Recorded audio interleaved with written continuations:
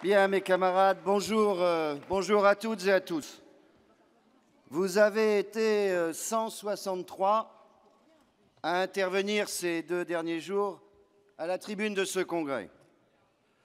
Toutes celles et ceux qui voulaient intervenir l'ont fait et ont dit ce qu'ils avaient à dire. Cela fait partie de notre liberté et de notre démocratie. Cette liberté et cette démocratie ne sont pas que des mots qu'on lance à une tribune. Elles se vivent et elles se pratiquent. Et pour que cela fonctionne, mes camarades, cela suppose notamment le respect de nos statuts. Vous savez, la démocratie, c'est comme la solidarité. Ça s'organise collectivement. Et c'est bien l'objet des statuts confédéraux. Pour prendre une formule, la solidarité non organisée, cela s'appelle l'émotion, et c'est fragile et c'est fugace. La démocratie non organisée, elle, pardonnez-moi la formule, ça s'appelle le bordel, avec les risques d'autoritarisme et de manipulation. Mes chers camarades, notre vérité syndicale, ce sont nos décisions collectives. Sinon, après, chacun peut avoir sa propre vérité. Et nous devons toujours nous méfier de celui ou celle qui prétend détenir la vérité, à laquelle tous les autres devraient se plier. Comme le disait Marc Blondel, il n'y a pas de gourou à FO, parce que si tel était le cas, nous serions une secte et pas un syndicat. Si nous sommes ce que nous sommes, si nous pouvons par ailleurs avoir des opinions ou des options personnelles, qu'elles soient politiques, philosophiques ou religieuses, cela ne concerne pas le syndicat. Nous ne fonctionnons pas et nous ne devons pas fonctionner dans une logique de motion ou de courant, car si tel était le cas, nous sombrerions dans des bagarres de courant dans lesquelles disparaîtraient la liberté et l'indépendance. Robert Botreau, le premier secrétaire général de notre confédération, disait à juste titre « À FO, il y a des minoritaires, mais il n'y a pas de minorité. » Depuis les congrès de Nantes et d'Amiens, cela a été tranché. Nos statuts nous protègent de tous ces errements. Et il est aussi du rôle du bureau confédéral et des instances de la Confédération de les faire respecter. Ceci étant dit, comme l'a indiqué hier mon camarade Marc Catramados, chacun peut ensuite avoir les idées politiques, religieuses, philosophiques qu'il veut, à condition, mes camarades, qu'il les laisse au vestiaire, parce qu'ici, il n'y a pas des socialistes, des trotskistes, des UMP, des anarchistes, tendance fédération anarchiste, des anarcho-syndicalistes, que sais-je.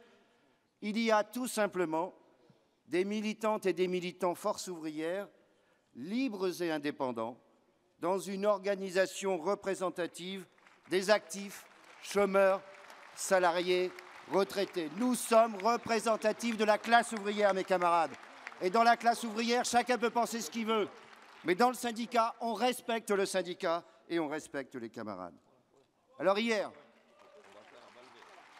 il y a un camarade qui s'est dit choqué d'avoir appris que le secrétaire général de la Confédération avait une carte au Parti socialiste. Mes camarades, franchement, c'est pas un scoop. Je vais même dire, c'est pas très original. Prenez mes 2 prédécesseurs, que ce soit Marc Blondel ou André Bergeron, c'était déjà le cas. Est-ce que pour autant, le secrétaire général de la Confédération se tairait ou ne tiendrait pas compte des positions parce qu'il y a tel ou tel gouvernement au pouvoir? Non, bien entendu. Je vais vous faire une confidence. Vous savez ce qu'on dit au gouvernement et ce qu'on m'a dit? Bon sang, t'es quand même le seul à avoir une carte au Parti socialiste et c'est toi qui nous emmerde le plus. Eh bien oui, mes camarades, ça s'appelle tout simplement l'indépendance syndicale et nous devons en être fiers. Alors, ceci étant, là encore, je le dis bien, attention aux étiquettes. On ne va pas coller des étiquettes aux uns et aux autres. Vous savez, c'est un peu comme la laïcité. Je rappelais en rapport introductif, mais d'autres camarades ont évoqué cette question de la laïcité, je pense à Hubert ou d'autres. La laïcité, mes camarades, oui, c'est la tolérance. Ben, ça s'applique aussi à nous d'une manière ou d'une autre. C'est le respect aussi. Ça s'applique aussi d'une manière ou d'une autre. Et quand on parlait de la laïcité, on dit c'est aussi la séparation des églises et de l'État. Ben, l'indépendance syndicale, c'est un peu ça aussi. C'est la séparation de ce qu'on peut penser par ailleurs avec l'activité syndicale qu'on mène. Alors j'en viens maintenant à d'autres éléments de réponse que j'ai regroupés sur plusieurs thèmes. Fois n'est pas coutume, je ne ferai pas d'analyse économique. Vous savez pourtant que j'aime ça. Mais bon, il y en a eu assez, y compris dans le rapport d'activité. Vous connaissez tous les positions que nous avons développées en la matière et que nous continuerons à développer. Premier point, mes camarades, je veux, en votre nom à tous, remercier les délégations étrangères, nos camarades étrangers, qui, pour ceux qui ont pu venir, d'autres ont été empêchés, nous ont fait le plaisir d'être avec nous pendant ce congrès, d'avoir participé hier à une table ronde sur les questions internationales avec André Thomas et d'avoir, pour certains d'entre eux, pu s'exprimer devant notre congrès. Je pense, par exemple, à Sharon Burrow, secrétaire général de la Confédération syndicale internationale, qui nous a fait le point sur la situation internationale, qui a montré les revendications que la CSI, et nous en faisant partie, et nous entendons bien le rester, la CSI défend. Elle a évoqué ce que j'avais évoqué également dans le rapport introductif, l'appel à l'action sous forme de rassemblement que nous ferons le 18 février à Paris, comme dans tous les pays du monde, pour défendre le droit de grève, un droit de grève qui est menacé dans certains pays, mais qui est aussi menacé pour la première fois à l'Organisation internationale du travail, compte tenu du comportement de patronat, je dirais le plus rétrograde, mais y compris le patronat anglo-saxon, y compris avec une organisation patronale française, le MEDEF, qui pour la première fois, elle aussi, s'inscrit dans une possibilité de remettre en cause le droit de grève.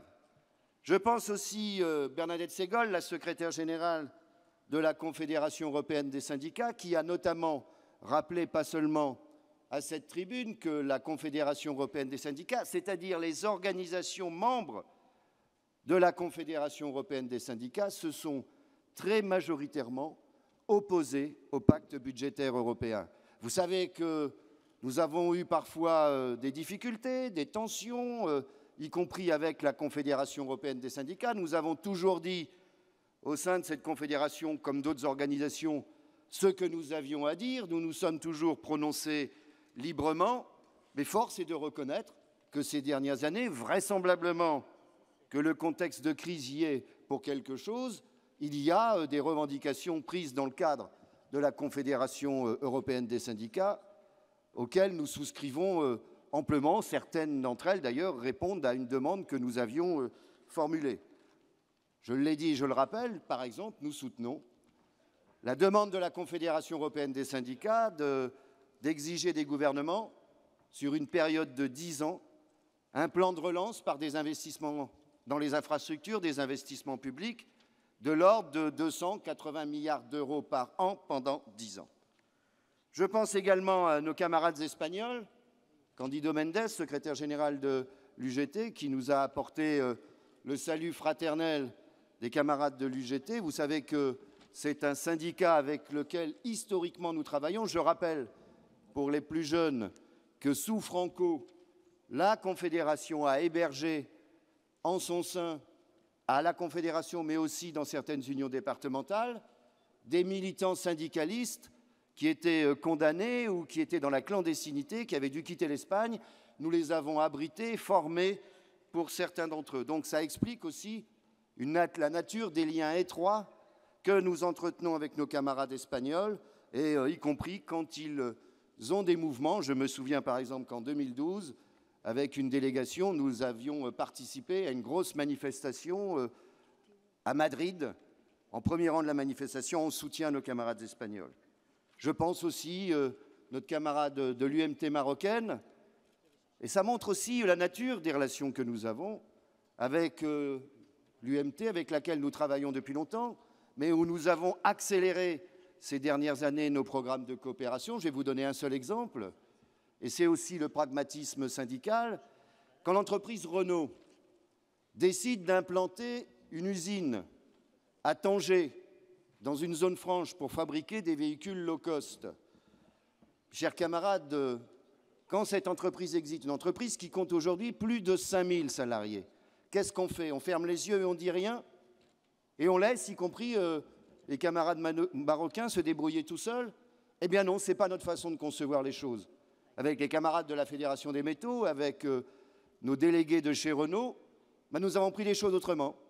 Nous avons eu les contacts avec l'UMT et nous avons exigé et finalement obtenu que dans cette usine à Tanger, le syndicat soit représenté. Ça n'a pas été simple, mais ça y est, c'est fait. Nos camarades de l'UMT ont une représentativité dans l'usine de plus de 90% aujourd'hui. Et maintenant qu'ils sont implantés, les salaires ont augmenté.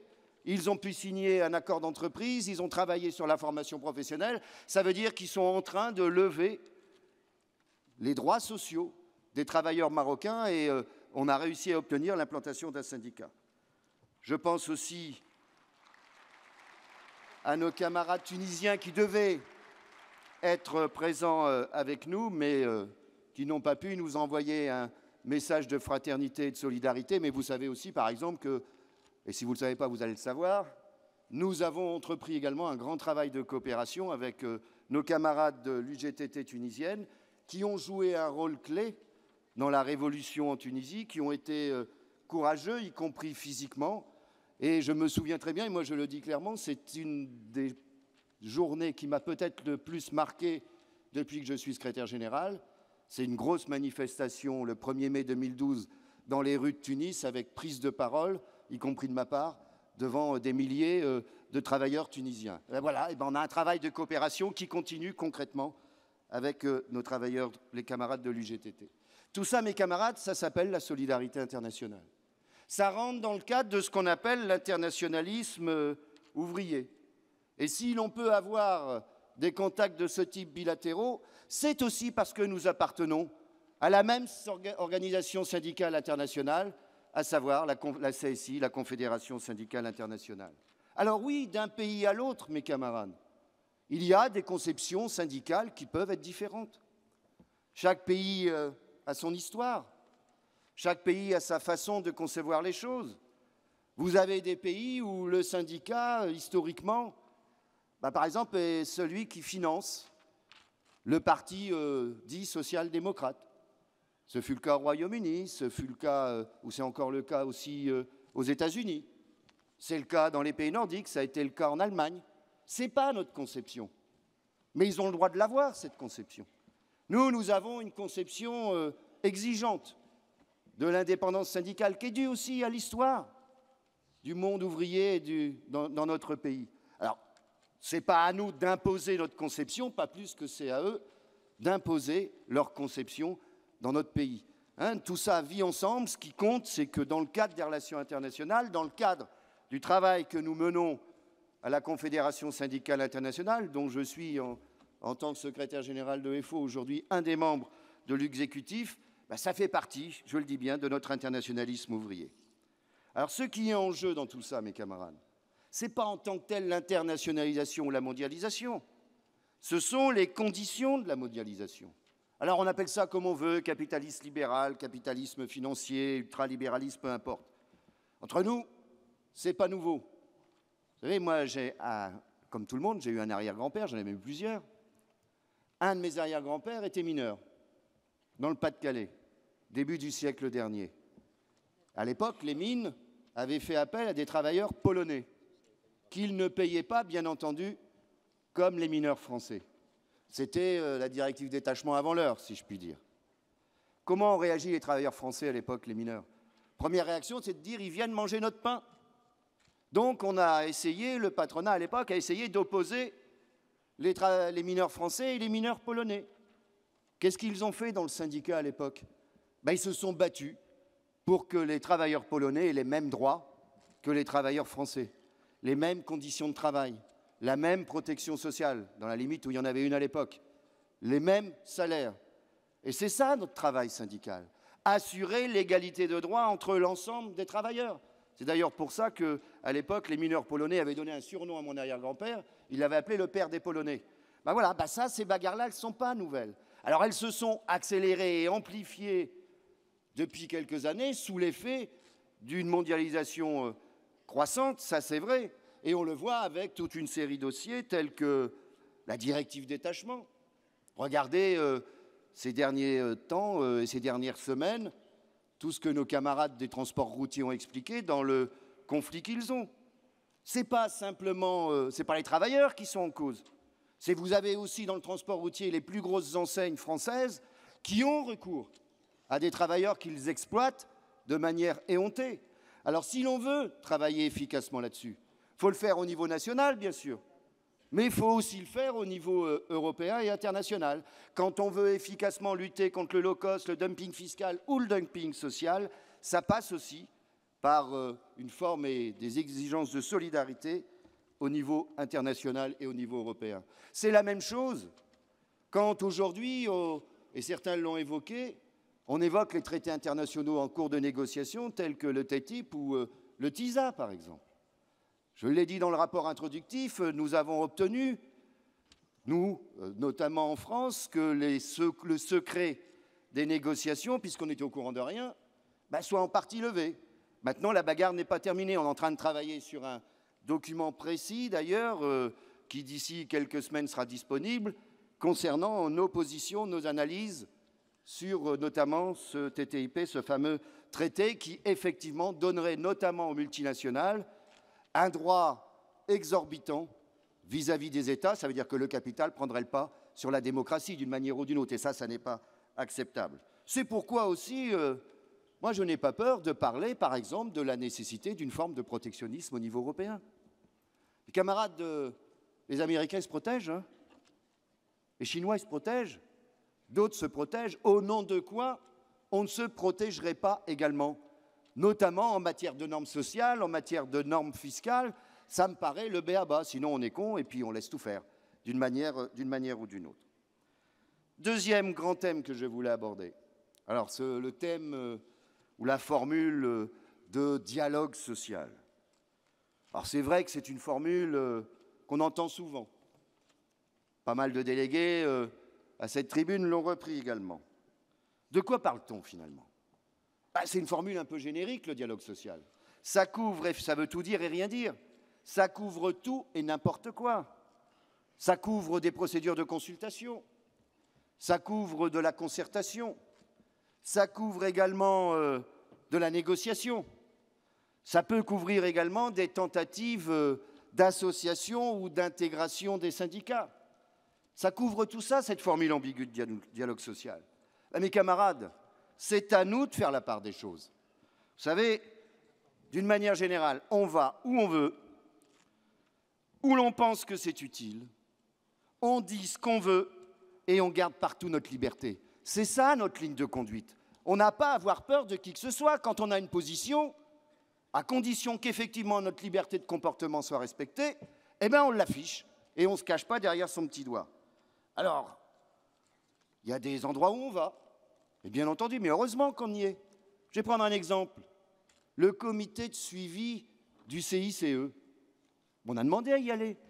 C'est quand même normal que l'on sache, et on le demande depuis longtemps, d'avoir par exemple une analyse qu'on puisse confronter sur l'utilisation par les entreprises du crédit d'impôt compétitivité emploi. Nous avons d'ailleurs obtenu que ce fameux comité de suivi s'élargit à l'ensemble des aides publiques aux entreprises, quelles qu'elles soient.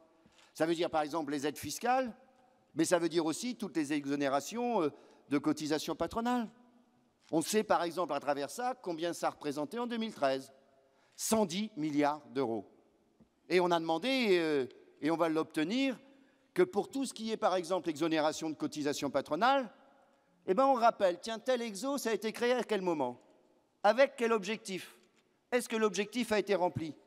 Je crois qu'on ne va pas être déçus, mes camarades, notamment pour tous celles et ceux qui, à un moment donné, ont fait des exonérations en disant que ça allait créer de l'emploi. Mais encore faut-il qu'on puisse avoir les éléments, les chiffres, et là-dedans, quand on est là-dedans, on a notre entière liberté. Donc heureusement qu'on va dans ce type de réunion. Par contre, on n'est pas allé dans les réunions spécifiques, ciblées, pacte de responsabilité, parce que là on a dit on n'est pas d'accord, donc on ne va pas participer à la mise en œuvre d'un truc, le pacte de responsabilité qu'on combat. Et quand on garde notre liberté, on y va. Quand on a le sentiment qu'on veut nous empapaouter, on n'y va pas. Et c'est ce qui s'est passé avec la conférence sociale l'année dernière. On a clairement dit les choses. Si cette conférence sociale se fait essentiellement sur le pacte de responsabilité, ce sera sans nous. Déjà que l'année d'avant, on s'y emmerdait. Si en plus, on doit se fader ce qu'on conteste, il n'en est pas question.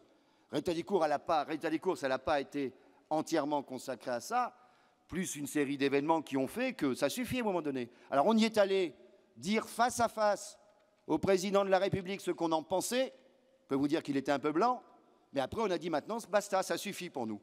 On ne va pas rentrer dans une mécanique dans laquelle vous voulez nous emmener. Et on est parti, et on en a emmené d'autres derrière nous. C'est ça notre liberté de comportement, mes camarades.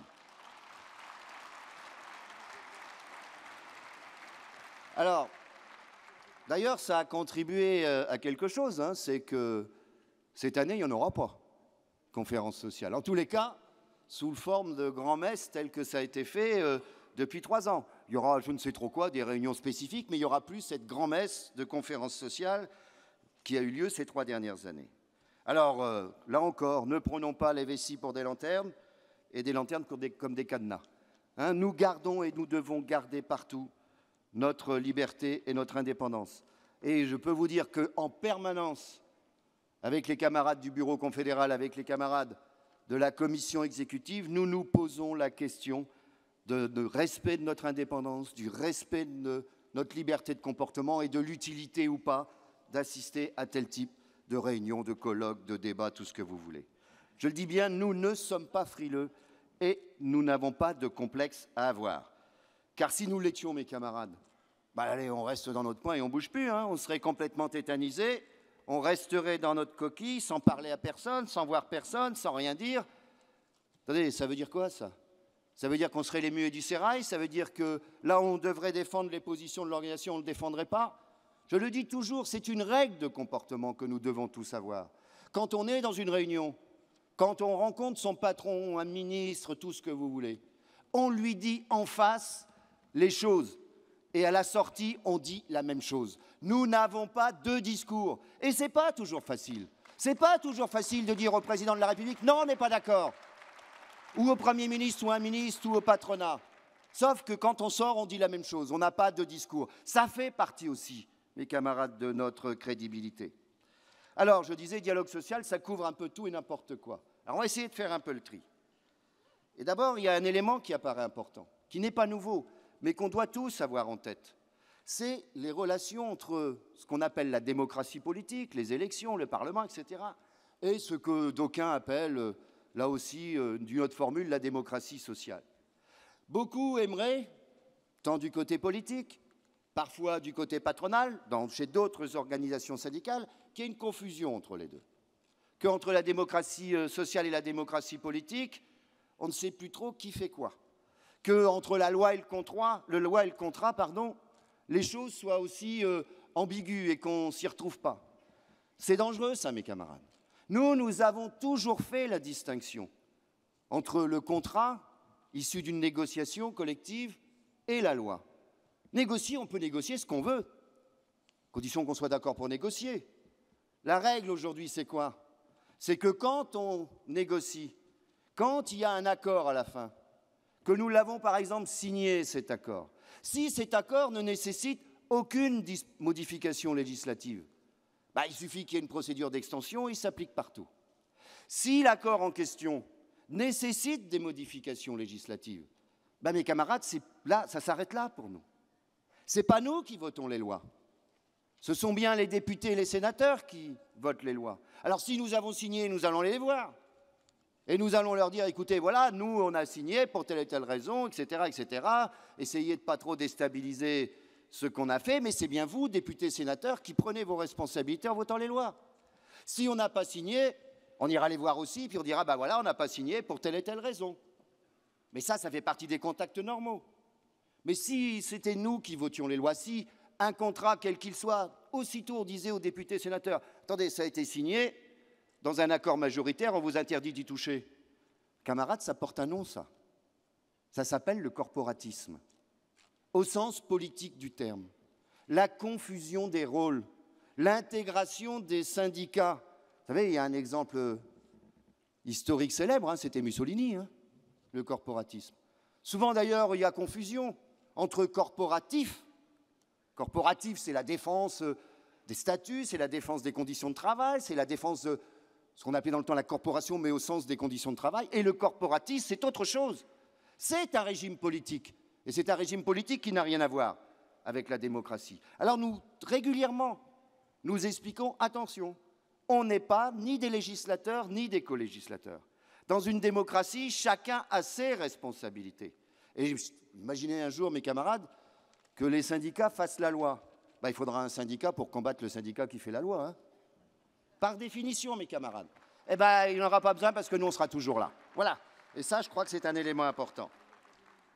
Alors, il y a, dans ce dialogue social, il y a tout ce qui est procédure de consultation.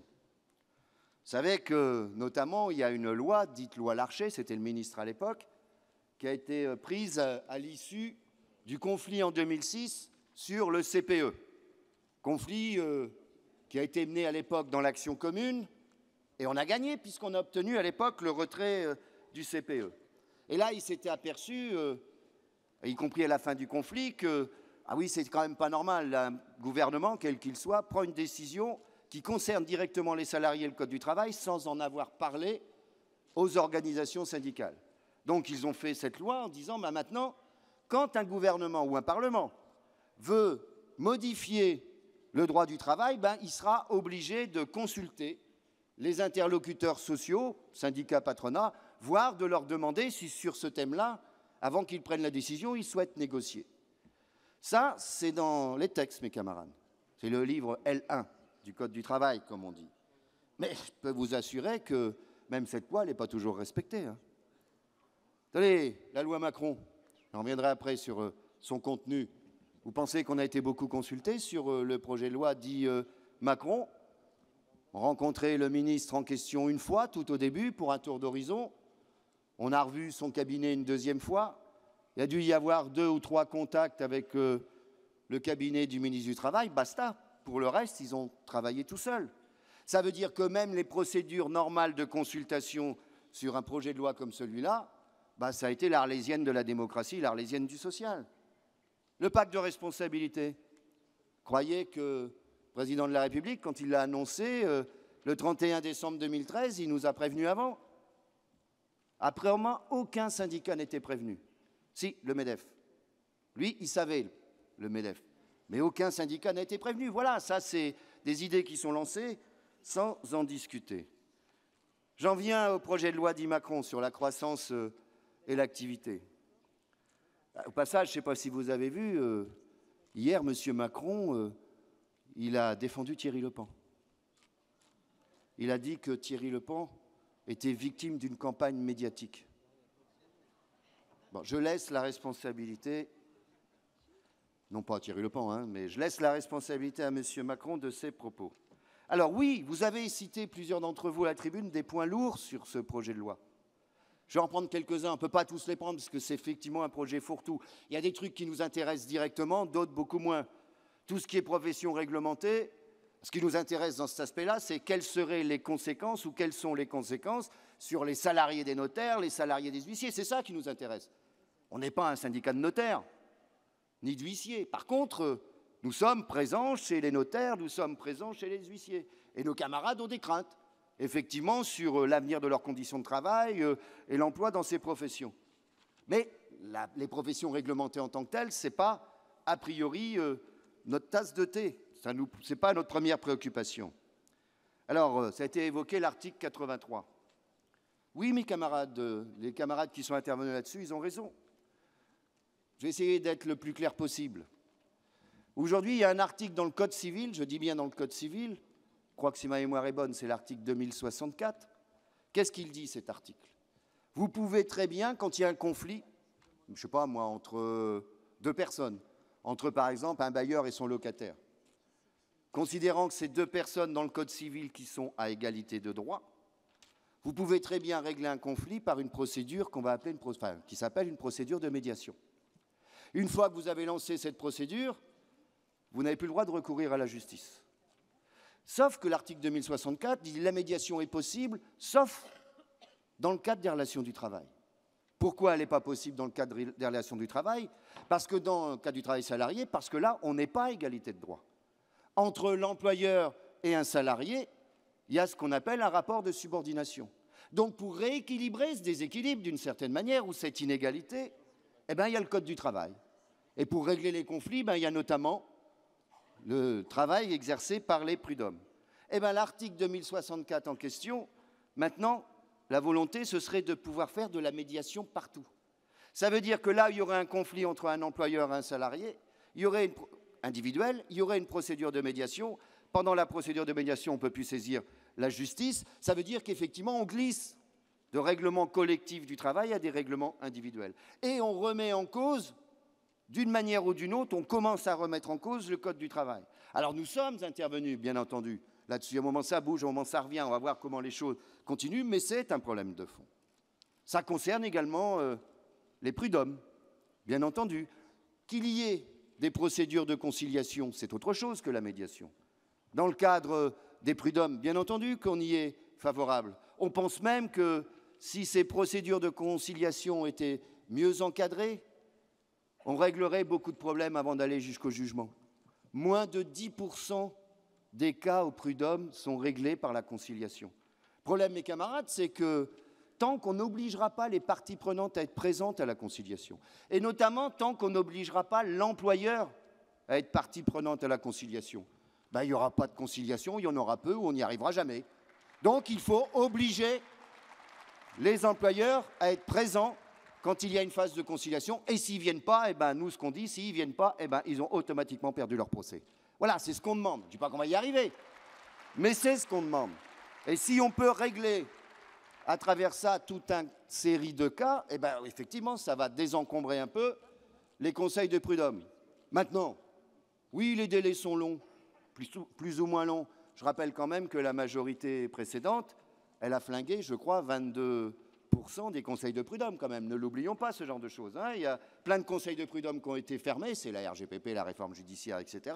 Donc il ne faut pas s'étonner après que les délais soient rallongés d'une manière ou d'une autre.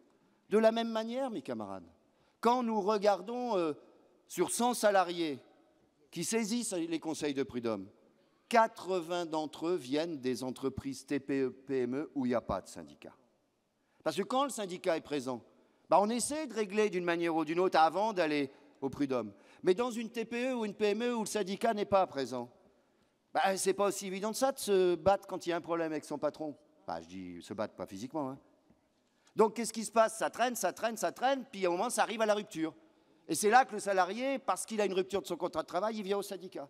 Et 80%, je dis bien, des salariés qui saisissent le prud'homme viennent des petites entreprises, et la majorité des cas, ce sont des cas de rupture du contrat de travail. Alors on doit tenir compte de tout ça, bien entendu. Donc l'article 83, les réformes envisagées des prud'hommes, ils veulent en plus progressivement les remettre en cause pour aller vers une justice qui serait plus professionnelle.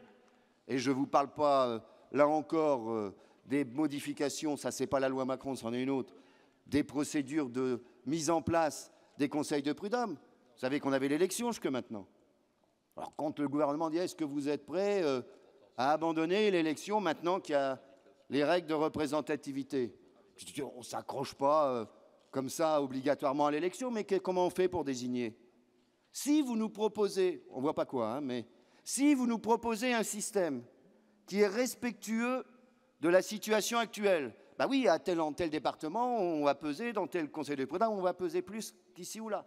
Quel mode de désignation, sur quelle base de représentativité vous nous proposez qui garantisse qu'il y ait bien le même égalité qu'aujourd'hui dans les désignations? On attend toujours la réponse.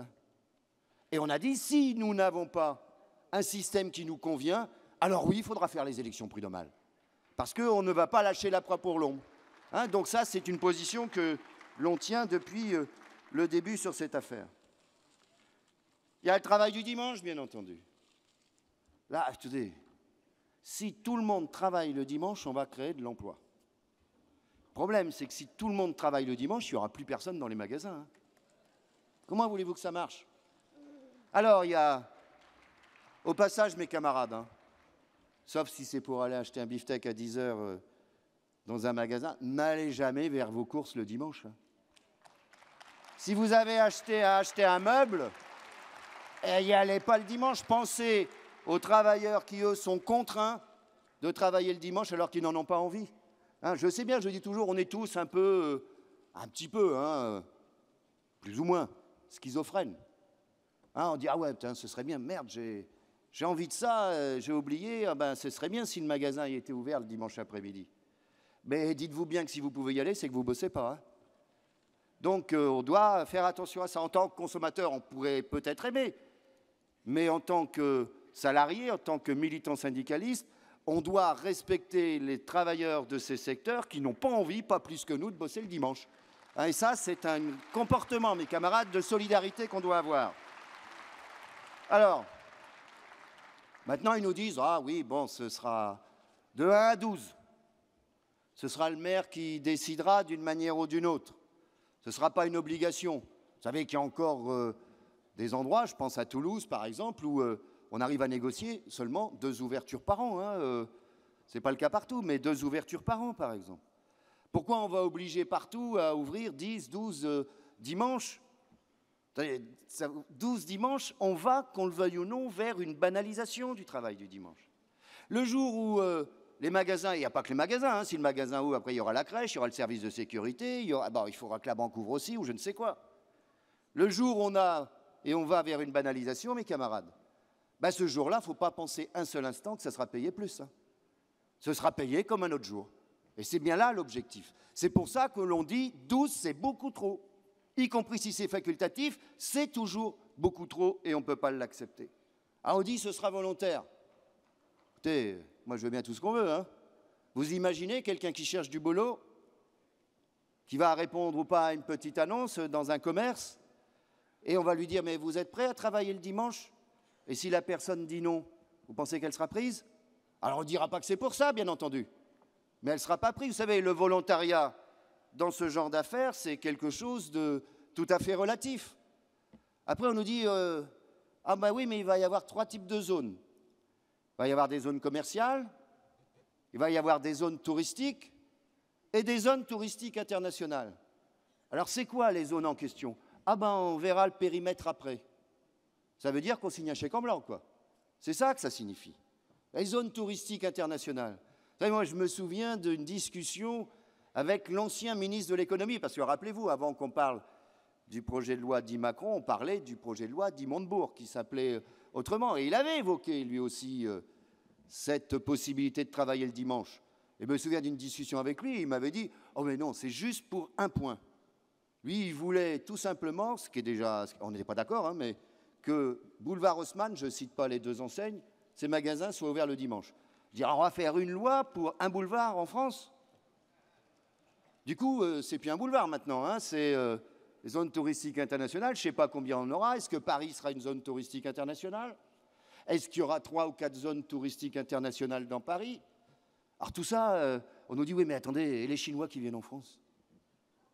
Tant mieux qu'il y ait des touristes chinois. Hein. Moi, en général, ceux qui viennent, ils ont du pognon, ils le dépensent. Hein. Maintenant, on dit, oui, mais ils ne peuvent pas faire leurs courses dimanche, les magasins sont fermés. D'abord, il y a 2 catégories de touristes chinois.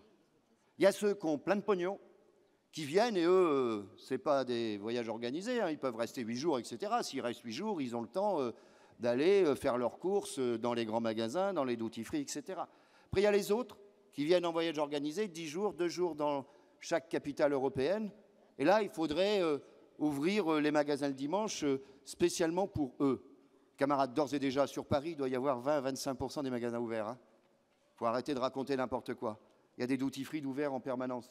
Il y a des grandes enseignes de luxe qui sont ouvertes en permanence. Alors, ce n'est pas le bon exemple pour justifier, là encore, une ouverture partout de tous les commerces le dimanche. Vous savez, il y a eu 2008-2009, notamment dans d'autres lois, notamment la loi dite Maillet d'un député, qui, lui, c'est lui qui avait commencé à déroger sur l'ameublement et sur le bricolage. Hein, en disant, ah, écoutez, il faut que les magasins de meubles, à pression de certaines enseignes, ouvrent le dimanche. Et puis quand les magasins de meubles ouvrent le dimanche, les enseignes de bricolage disent, ouais, mais attendez, nous on fait du bricolage, mais vous savez, on vend aussi des meubles.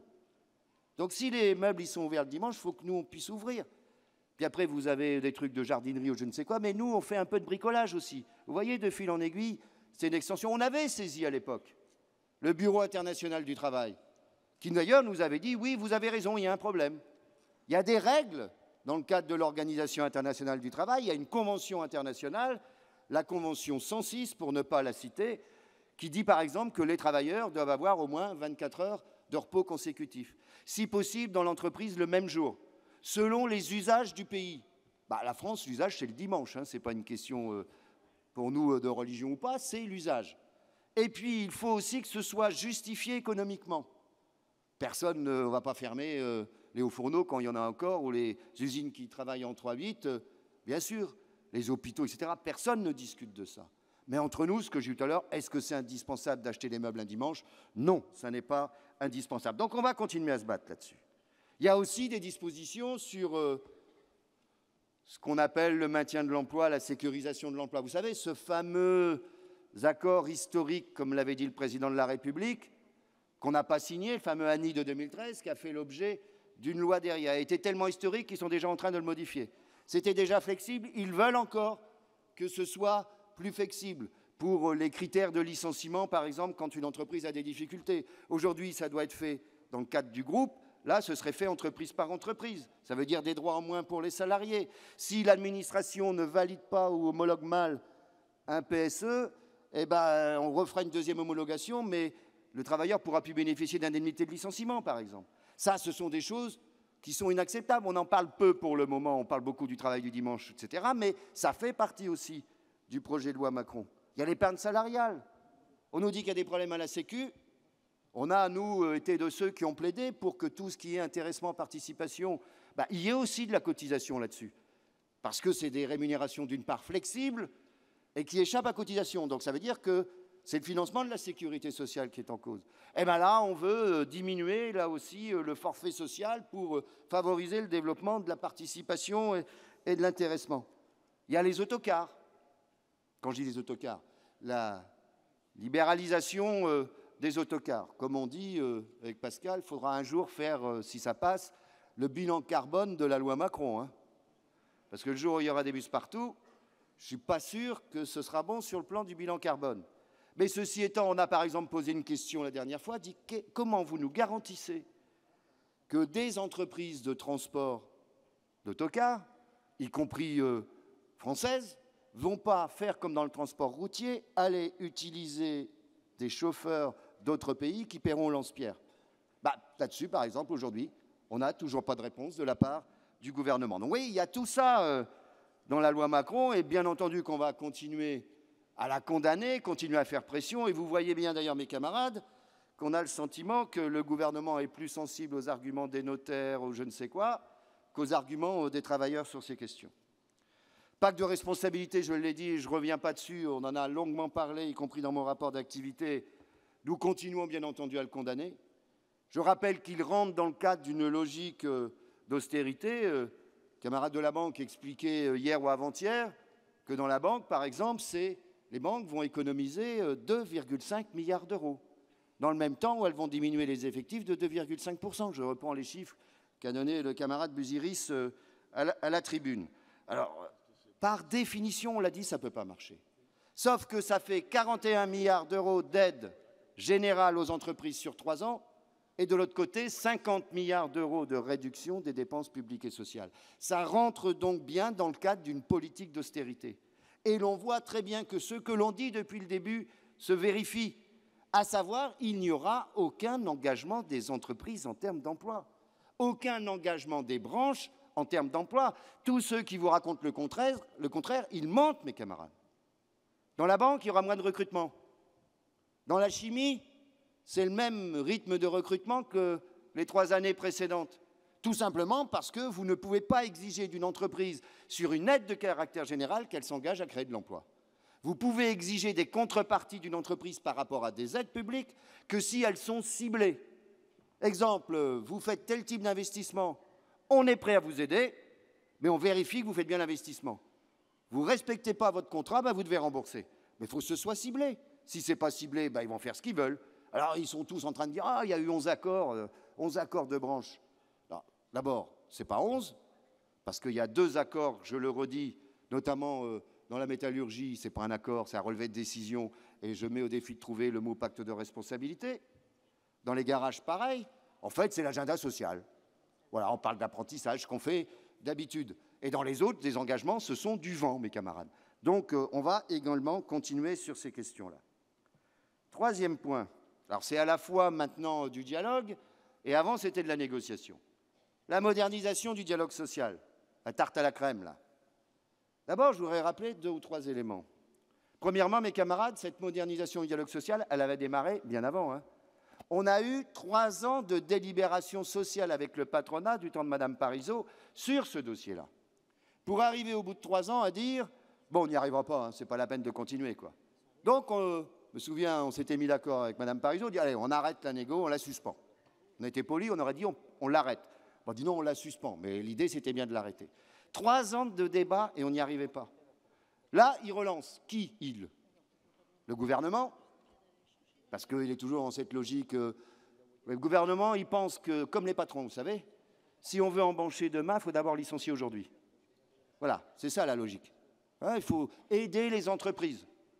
Donc, le gouvernement veut que la négociation reprenne, le patronat, qui y avait intérêt, puis au moins une organisation, je ne la cite pas, vous avez compris laquelle, qui elle aussi voulait discuter. Donc 4 mois de discussion.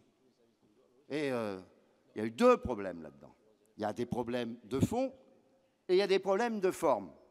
Si on est sur les problèmes de fond, mes camarades, si je prends le texte tel qu'il n'a pas été signé, tel qu'il a été arrêté à la fin des discussions, est-ce qu'on peut imaginer un seul instant qu'une organisation syndicale, quelle qu'elle soit, ou alors c'est plus un syndicat de salariés, c'est une filiale du patronat, c'est autre chose, puisse accepter la remise en cause des CHSCT.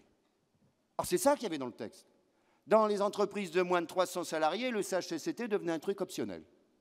Est-ce que l'on peut accepter que dans les entreprises de plus de 300 salariés, on fait un bidule qui s'appelle conseil d'entreprise, on met tout là-dedans, les délégués du personnel, le CE, le CHSCT, enfin, qui s'appellerait plus un CHSCT, qui ne serait qu'une commission du conseil d'entreprise, qui n'aurait plus la personnalité morale, qui pourrait plus avoir recours aux experts quand il en a besoin, ou qui devrait payer une partie des experts.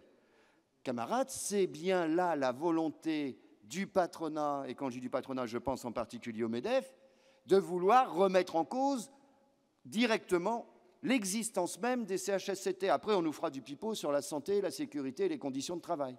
Rien que ça, c'est inacceptable. Après, il y avait d'autres trucs inacceptables, hein. Par exemple, à nouveau, on nous remettait ça avec les accords majoritaires.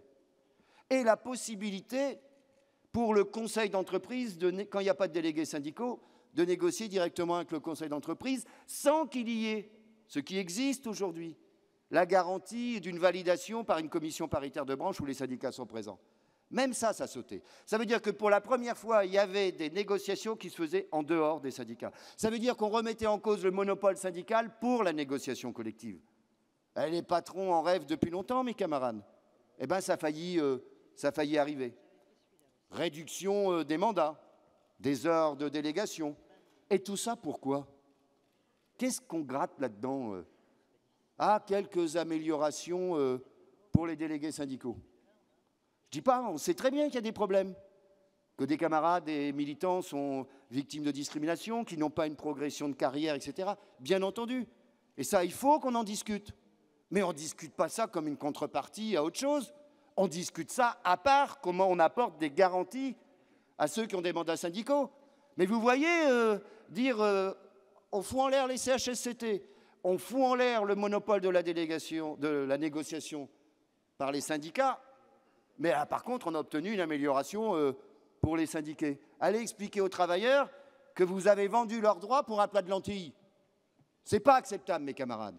Les problèmes de ce type, ils se règlent à part. Ils ne se règlent pas comme une contrepartie à plus de flexibilité et un recul de droits des travailleurs. Alors, on a effectivement déposé une revendication, comme on le fait de manière régulière. On a même déposé un projet d'accord FO. Je ne reviens pas sur tout, mais il y a des trucs qu'on peut discuter, hein. Parfois, nos délégués le disent, à juste titre. Parfois, dans les boîtes, on a de la réunionnite, quoi.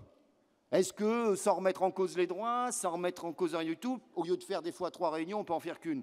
Bon, ça se discute, ces genres de choses, mes camarades. Condition qu'il n'y ait pas de remise en cause des droits. Et on a même fait des propositions en ce sens. Pour la représentation des salariés dans les TPE, bah, on a, là aussi, patronal n'est pas d'accord. Enfin, il y a quand même quelque chose qui est intéressant de plus en plus, c'est que le bloc patronal, il se fissure. Il y a le MEDEF, il y a la CGPME, il y a l'UPA, il y en a qui veulent devenir, là ils sont en on va bientôt arrêter, pas nous, mais le gouvernement, la représentativité patronale, etc. Donc ils ne sont plus toujours d'accord entre eux. Ça c'est bien ça.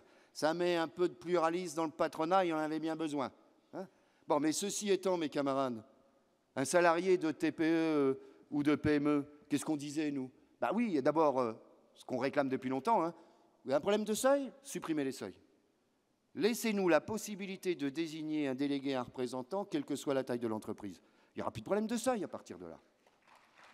Dès qu'on dit ça, les patrons, ils ouvrent des grands yeux. Hein, vous savez, il y a beaucoup d'employeurs, ils aiment bien les syndicats, sauf chez eux. Hein. Bon, ça, on l'a bien tous remarqué depuis des années. Et puis on a dit, quand il y a un problème dans une TPE, je rappelle ce que je disais tout à l'heure, hein, avant d'arriver au prud'homme, etc., bah, mettons en place une commission préconciliation, on appelle ça comme on veut, de branches, et non pas interprofessionnelle. Le salarié a un problème, il y a désigné par les syndicats, le patronat, on regarde si on peut le régler, une espèce de préconciliation, ça se règle, tant mieux, ça ne se règle pas, et bien la justice suit son cours. D'autres organisations étaient sur autre chose, hein, de l'interprofessionnel, réintégrant les histoires de représentativité, etc., enfin une usine à gaz, quoi. Bon, toujours est-il qu'il n'y a pas eu d'accord. Entre nous, c'est pas passé loin, hein. Il y en a qui étaient prêts à... Il y avait déjà débouché le silo. Hein. Bon, c'est... On ne va pas se plaindre qu'il n'y ait pas... Là encore, hein, je pense toujours à la même organisation. Hein. Ah, mon collègue de la CFDT, pour ne pas la nommer. Ah merde, je ne voulais pas en parler. Il a dit, après la négociation, que ça a échoué à cause des conservatismes syndicaux et patronaux. Je me suis senti visé, mes camarades. Sauf qu'il faudra lui expliquer qu'il confond deux choses. Il confond le conservatisme et la résistance. Qu'est-ce que ça veut dire être conservateur, mes camarades? Conservateur, c'est qu'on ne veut rien changer. Ben, on n'est pas concerné, on a fait des propositions, on a des revendications. Donc on veut bien changer les choses. Ce n'est pas ça le problème. Mais nous, qu'est-ce que vous voulez? On est un syndicat. Donc quand on considère qu'il y a des remises en cause de droit, eh ben nous, on résiste. Et ce n'est pas du conservatisme, c'est tout simplement de la résistance. Sinon, vous laissez tout passer et puis on voit ce que ça donne. Hein. Puis vous savez, moi, ces débats entre anciens, modernes, conservateurs, etc. Bouh, qui est moderne, qui est conservateur, qui est ancien, on s'en sortira jamais hein, dans ce genre de choses. On peut faire des cours de philosophie sur le modernisme, le postmodernisme, l'ultramoderne, etc. On va pas y passer des heures. Je vais juste vous citer une phrase de Jean Jaurès. Je ne demande pas aux jeunes gens de venir à nous par mode. Ceux que la mode nous a donnés, la mode nous les a repris. Qu'elle les garde, ils vieilliront avec elle. Voilà, ça s'appelle le modernisme, mes camarades. Donc, échec de la négociation. Et puis maintenant, le gouvernement, il dit, nous, on va reprendre le bébé. Alors, on a rencontré le ministre du Travail, il y a une semaine. On va le revoir avec tous les autres le 16, on va voir le Premier ministre le 19, je crois. Alors on a dit au ministre, pourquoi vous voulez faire une loi? Nous, on ne considère pas que c'est indispensable. Maintenant, si vous en faites une, c'est votre responsabilité. Hein. Voilà ce qu'on demande. Et on a ressorti le cahier revendicatif. Alors qu'est-ce que le ministre du Travail et le gouvernement, qu'est-ce qu'ils vont vouloir mettre dans ce projet de loi? On aura réponse vraisemblablement le 16. Mais il y a un journal hier, je ne sais pas s'il a raison... ou pas, qui dit « ouais, mais il pourrait réintégrer les histoires de représentativité d'accords majoritaires. » Ouh là là là. Vous savez, ça, c'est la dérive des principes républicains. On l'a régulièrement dit sur la représentativité. Moi, je redoute le jour, mes camarades, où, par exemple, pour qu'un accord soit valable, on dira qu'il faut qu'il soit signé par 50% plus 1 des syndicats ou du syndicat représentatif, et imaginez que cet accord, il remette en cause le Code du travail. On dira c'est pas légal, mais d'autres diront oui, mais c'est démocratique. Il y a plus de 50%. Ça veut dire que c'est une manière d'accroître les inégalités entre les travailleurs. C'est une manière de remettre en cause les conventions collectives nationales. C'est une manière de remettre en cause le Code du travail. Et ça, mes camarades, parce que nous sommes républicains, eh ben, nous allons continuer à défendre ces positions, à nous battre contre ces questions-là. Alors, je parlais du fond, il y a la forme ensuite. Alors, vous avez vu, on a fait une lettre 2 jours après la négociation aux autres confédérations syndicales et aux 3 organisations patronales. Je dis maintenant, ça va, quoi. Hein. Il faut qu'on se pose, syndicats patronaux, les interlocuteurs sociaux, et qu'on commence à se mettre un peu des règles sur les méthodes de négociation. On sait, mes camarades, hein, vous savez, dans une négociation, il y a du bilatéral avant, il y a du bilatéral pendant la négociation.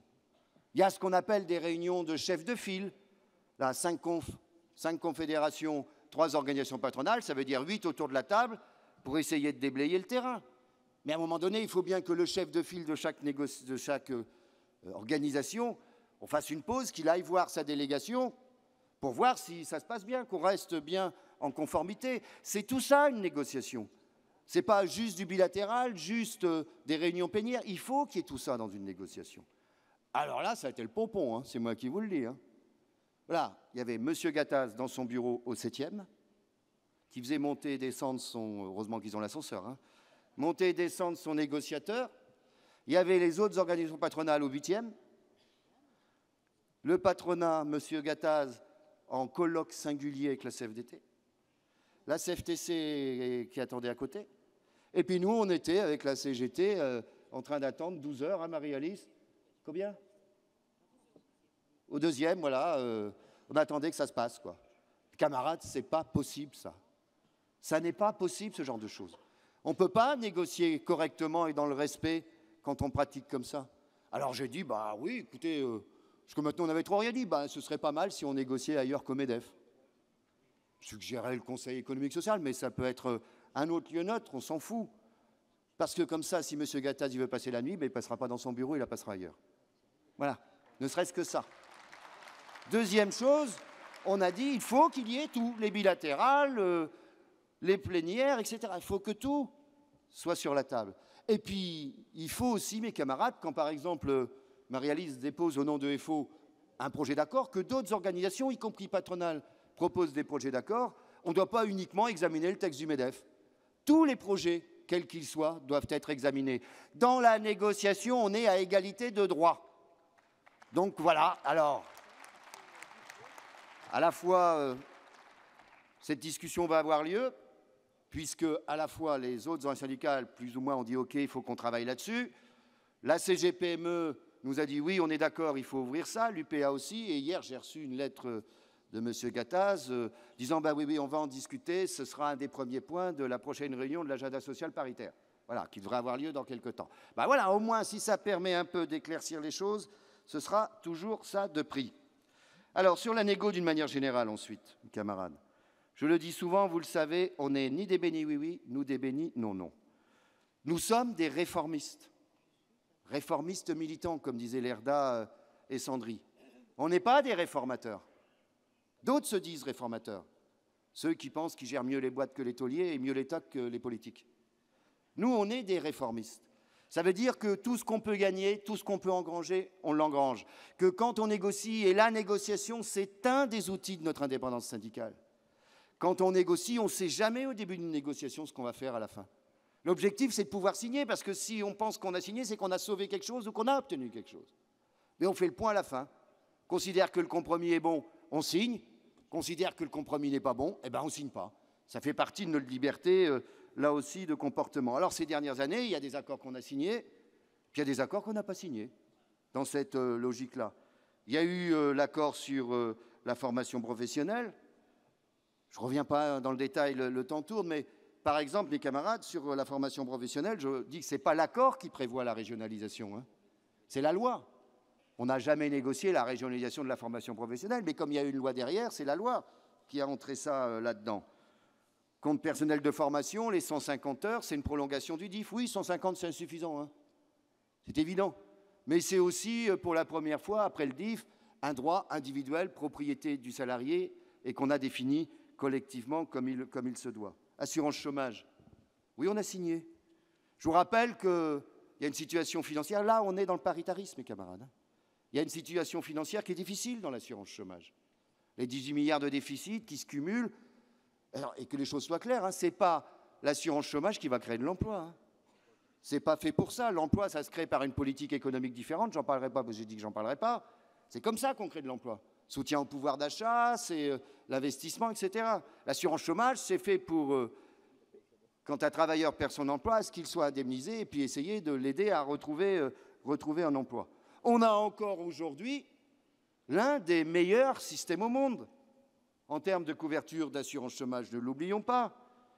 Hein, donc, il y a situation difficile, ce n'était pas une négociation facile, elle s'est terminée au finish avec une belle engueulade entre le président du MEDEF et moi-même, mais aussi entre la CFDT et le président du MEDEF. Hein, alors, oui, quelqu'un a évoqué la question des droits rechargeables.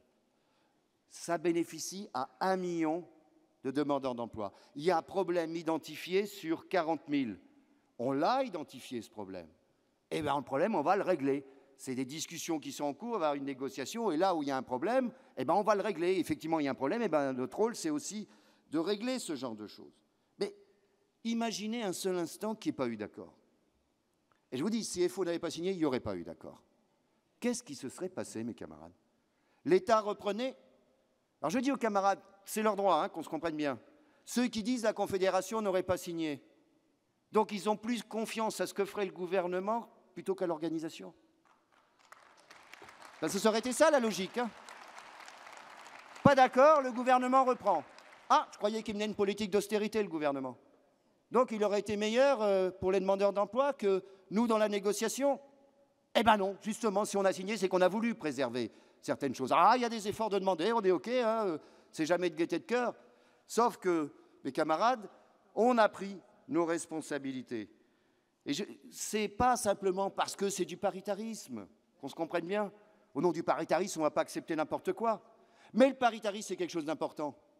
Pourquoi voulez-vous confier à l'État ou aux entreprises privées ce qu'on peut gérer nous-mêmes dans le cadre des systèmes paritaires? C'est une garantie, mes camarades, le paritarisme pour les travailleurs. Alors après, selon les périodes, c'est plus ou moins difficile. Tous les régimes paritaires alimentés par de la cotisation sont très sensibles à la conjoncture économique. Dès que la masse salariale augmente, bouf, le pognon rentre. Dès qu'elle diminue, ben, il manque du pognon. Voilà, mais ça on le sait. Alors ce qu'il faut dans les périodes difficiles, c'est qu'on maintienne les droits, mais qu'on maintienne la négociation et qu'on maintienne le temps que faire se peut la gestion paritaire. Et vous le savez, j'ai déjà dit, je suis inquiet pour l'avenir des régimes paritaires. Si je suis inquiet, pourquoi? Bah parce que je ne sens pas le MEDEF aujourd'hui aussi attaché au paritarisme qu'il l'était avant. J'en dirai 2 mots concernant les retraites complémentaires tout à l'heure. Alors sur l'assurance chômage, oui, on a signé pour toutes ces raisons-là. Parce qu'il fallait préserver un système, parce que nous avons obtenu le maintien des annexes 8 et 10 dans le cadre de la solidarité interprofessionnelle. Moi, je veux bien tout ce qu'on veut. Hein. Ceux qui ont travaillé le dossier, ce n'est pas ma spécialité, je ne peux pas tout savoir, heureusement, sinon je serais fou. Mais ceux qui ont regardé, par exemple, les propositions de la coordination des intermittents et précaires, mais les intermittents, ils avaient moins de droits que ce qu'on a signé. Il faut le savoir, mes camarades. Et moi, je veux bien tout ce qu'on veut. Je veux bien tout ce qu'on veut. Mais 40 personnes qui arrivent à faire parler d'eux, ou 100, ou 200, ou 300, parce que la lutte des classes, ça passe par une déclaration de M. Thoreton ou d'un autre acteur qui habite Montmartre ou le Saint-Germain, ça va. Cette lutte de classe-là, on n'en veut pas, nous. C'est pas ça, la lutte de classe, mes camarades.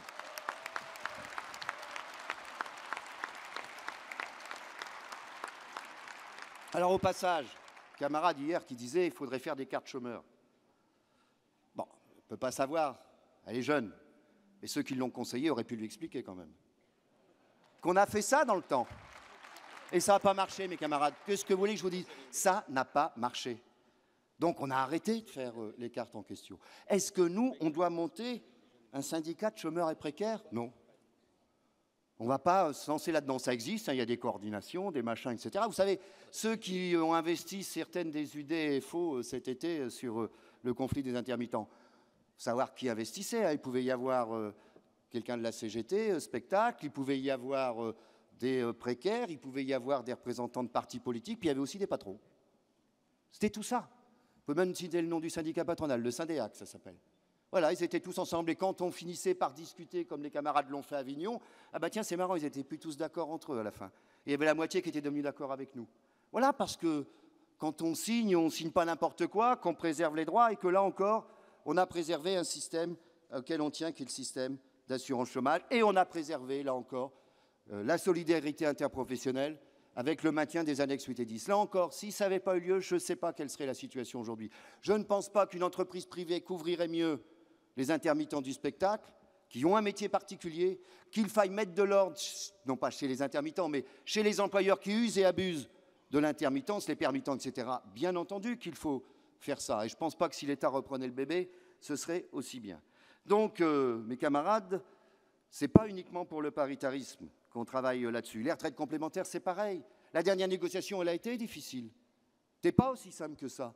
On a obtenu à l'époque une augmentation de la cotisation qui ouvre des droits, modestes certes, et en contrepartie, oui, comme on l'avait fait en 93, on a accepté pendant 3 ans, c'est l'inflation moins 1 point, pendant 3 ans. Bon, quand vous avez une inflation à 0,7, ça ne fait rien, bien entendu. Hein, mais c'était, oui, mais on a préservé, là encore, le système de retraite complémentaire. La négo va s'ouvrir prochainement, elle va être raide. Parce que le patronat, sauf si c'est un truc de, avant de rentrer sur le ring, chacun monte ses muscles. Mais si l'objet du patronat, c'est de ne pas bouger et de dire, par exemple, les retraites complémentaires, on doit liquider plus tard que la retraite de base, attendez, partirez en retraite à, alors les règles actuelles, et c'est beaucoup trop, on le sait bien, 62 ans en retraite de base, et vous attendez 65 ans pour la retraite complémentaire, et ils ont vu ça où eux? Ou alors on fait ça plus soft, la première année, vous avez la retraite complémentaire moins 20%, la deuxième année moins 10%. On ne peut pas accepter quelque recul que ce soit sur l'âge ou les bornes d'âge. C'est clair, mes camarades. Et on le dira. Vous savez, 1 point de cotisation, c'est 5 milliards de recettes. Hein, ça aussi, on le dira. Maintenant, ce sera une négo difficile.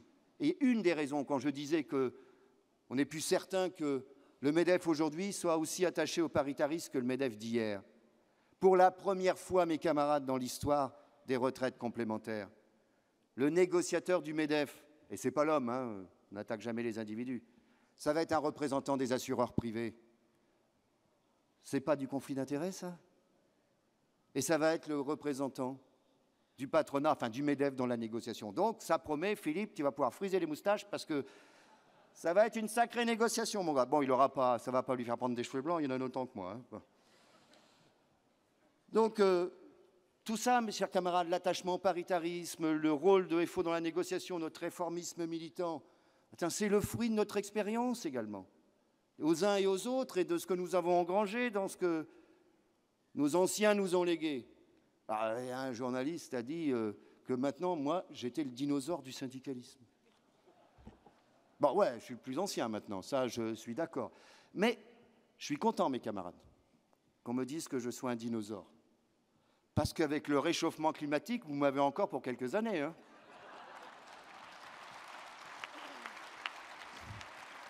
Alors, service public républicain, République sociale.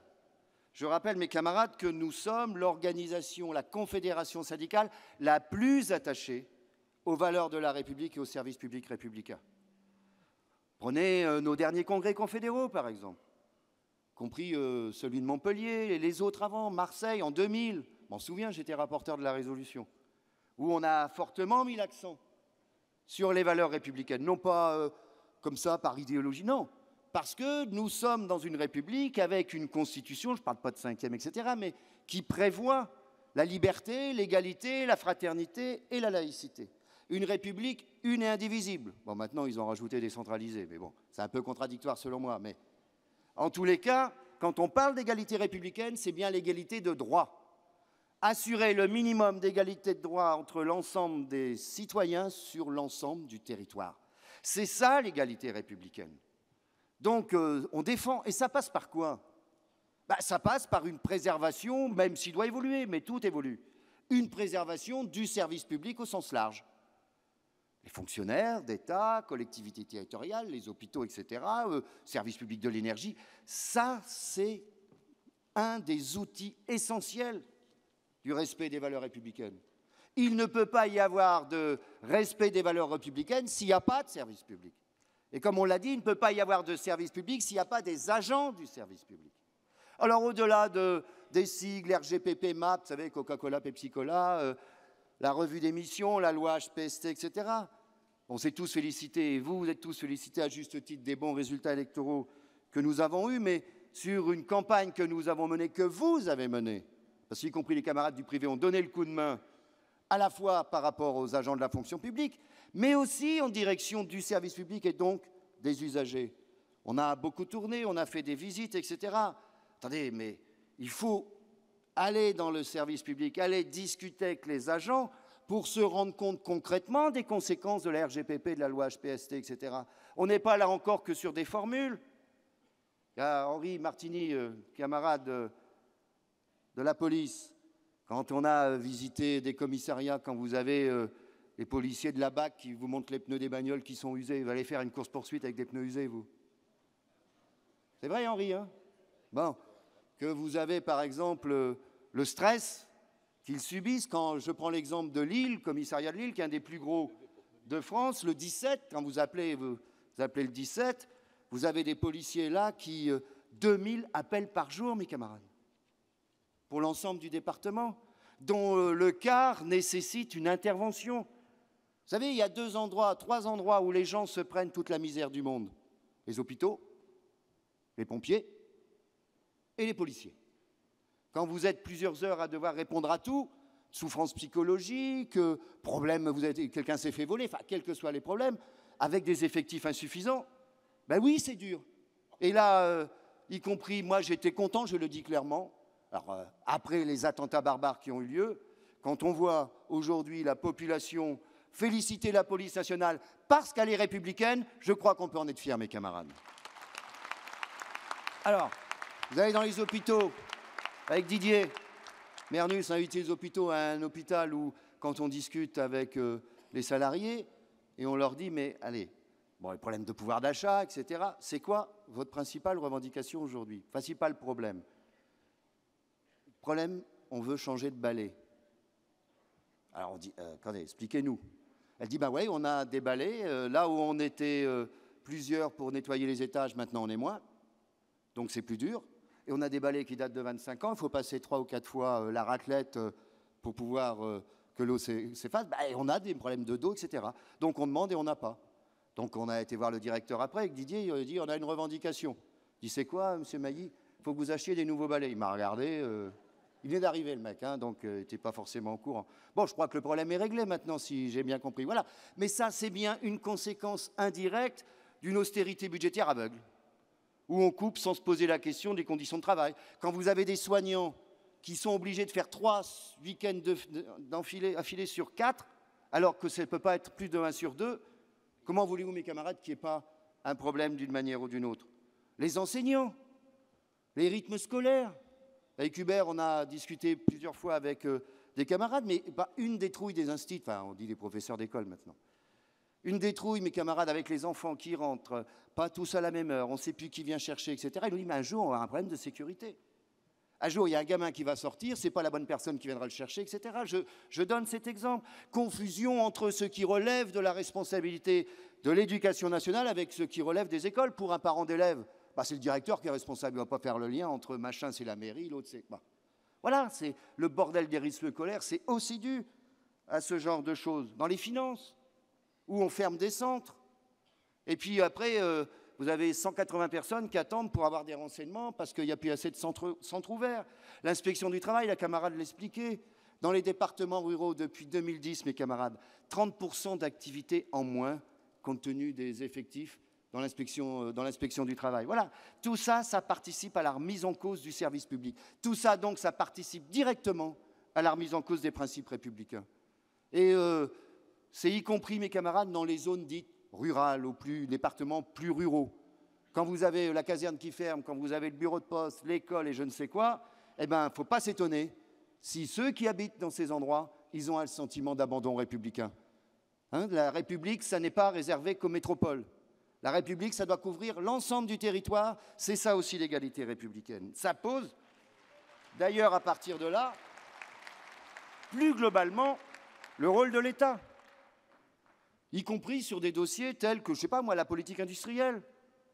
On a beaucoup travaillé sur ces questions-là parce que nous, on pense qu'il faut une politique industrielle et que l'État, en tant que bâtisseur, il a un rôle, bâtisseur d'une politique industrielle, il a un rôle important. Nous avons été de ceux qui ont obtenu la Banque publique de l'investissement. Nous avons été de ceux qui ont obtenu la mise en place de filières où patronat, syndicats, travail, c'est de mieux coordonner les rapports donneurs d'ordre sous-traitants. Pense même qu'on devrait d'ailleurs en créer des filières. Tenez, on en donne un exemple. Une filière de la déconstruction.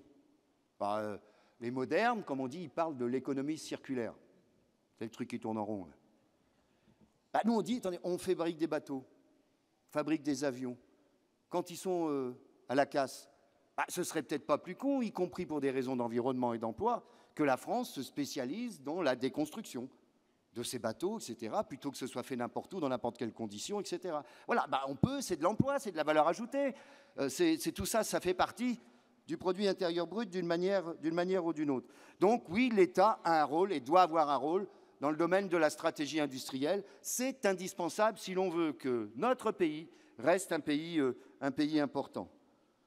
C'est le rôle de l'État dans la fiscalité. Ça fait longtemps qu'on réclame une grande réforme fiscale. Oh, alors, il y a un truc qui m'a fait rigoler hier, moi, sur une dépêche AFP.